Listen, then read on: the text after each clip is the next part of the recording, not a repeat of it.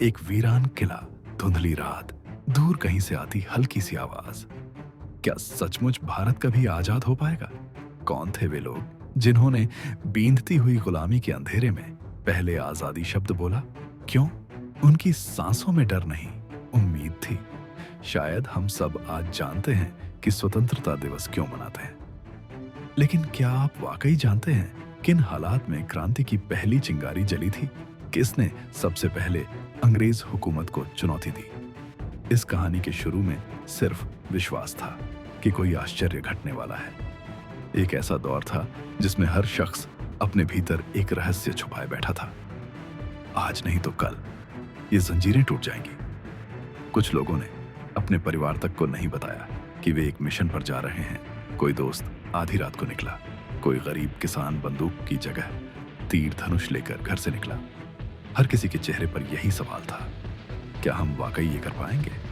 लेकिन कोई नहीं जानता था कि अगले सवेरे से इतिहास बदलने वाला है। अब चलिए जानते हैं उन्हीं जांबाज सेनानियों की पूरी गाथा। 15 अगस्त 1947। यह वह दिन था जिसका सपना हमारे देश के करोड़ों लोगों ने देखा था। यह वह क्षण था जब सदियों की गुलामी के बाद भारत ने आजादी की सांस ली। लेकिन यह स्वतंत्रता हमें आसानी से नहीं मिली। इसके पीछे अनगिनत स्वतंत्रता सेनानियों का संघर्ष, बलिदान और देशभक्ति छिपी हुई है। आज हम एक प्रेरणादायक कहानी पढ़ेंगे जो कई महान स्वतंत्रता सेनानियों की गाथा को समेटे हुए है। 185। इसे भारत का पहला स्वतंत्रता संग्राम कहा जाता है। अंग्रेजों के अत्याचार से तंग आकर जनता बगावत कर उठी। मंगल पांडे ने बैरकपुर में अंग्रेजी सेना के खिलाफ बगावत का बिगुल बजाया। रानी लक्ष्मीबाई, बहादुर शाह जफर, तात्या टोपे जैसे वीरों ने अंग्रेजी सेना को कड़ी टक्कर दी।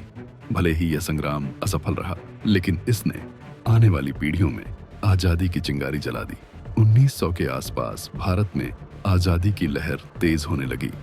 बाल गंगाधर तिलक ने स्वराज को जन्मसिद्ध अधिकार बताया और जनजागरण का बीड़ा उठाया। उनके स्वराज हमारा जन्मसिद्ध अधिकार है और हम इसे लेकर रहेंगे जैसे नारों ने युवाओं के खून में जोश भर दिया। इसी दौर में लाल, बाल, पाल, लाला लाजपत राय, बाल गंगाधर तिलक और बिपिन चंद्र पाल की तिकड़ी ने ब्रिटिश हुकूमत के खिलाफ आंदोलन को नई दिशा दी। लाला लाजपत राय ने तो साइमन कमीशन के विरोध में इतनी कड़ी लड़ाई लड़ी कि पुलिस की लाठीचार्ज से गंभीर घायल होकर अपनी जान न्यौछावर कर दी। 20 के दशक में युवाओं के दिलों में क्रांतिकारी भावना अपने चरम पर थी। इन युवाओं में भगत सिंह का नाम सबसे ऊपर आता है। वे बचपन से ही अंग्रेजों की क्रूरता देख चुके थे। जब जलियांवाला बाग कांड ने उनकी आत्मा को झकझोर दिया, भगत सिंह और उनके साथियों ने अंग्रेजी साम्राज्य को यह संदेश देने का बीड़ा उठाया कि भारत अब गुलामी बर्दाश्त नहीं करेगा। लाहौर असेंबली में बम फेंकना उनका उद्देश्य किसी को मारना नहीं था, बल्कि अंग्रेजों को यह बताना था कि इनकलाब जिंदाबाद की गूंज अब चुप नहीं होगी। 23 मार्च 1931 को जब उन्हें फांसी दी गई तो वे हंसते हंसते फांसी के फंदे को चूम कर अमर हो गए।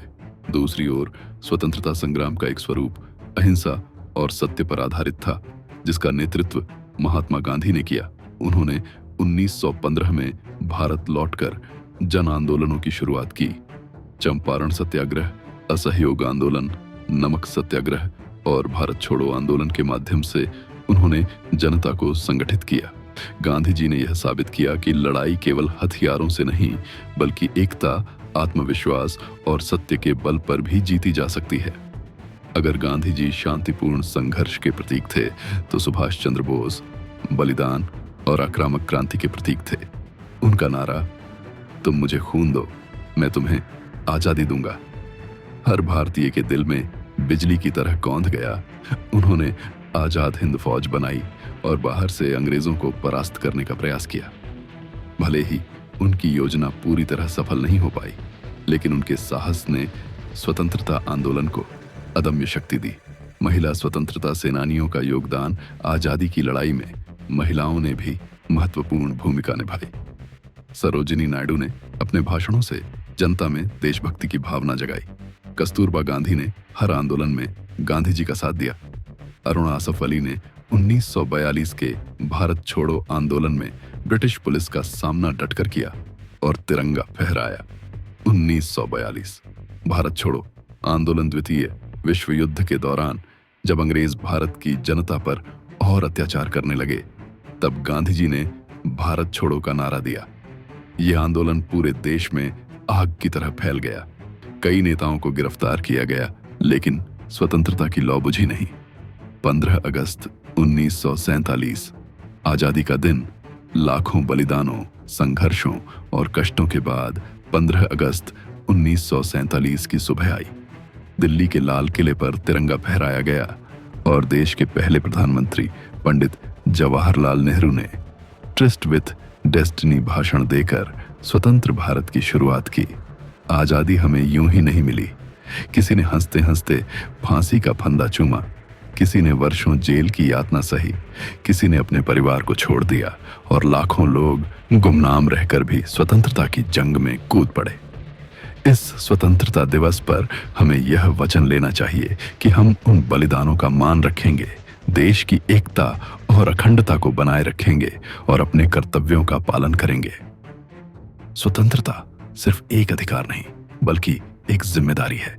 इसे पाने के लिए बलिदान देना पड़ा और इसे बनाए रखने के लिए हमें ईमानदारी, परिश्रम और देशभक्ति की जरूरत है। अगर आपको हमारे देश के वीरों की कहानी पसंद आई हो तो चैनल को सब्सक्राइब करें, वीडियो को ज्यादा से ज्यादा शेयर करें और लाइक करें और कमेंट करें।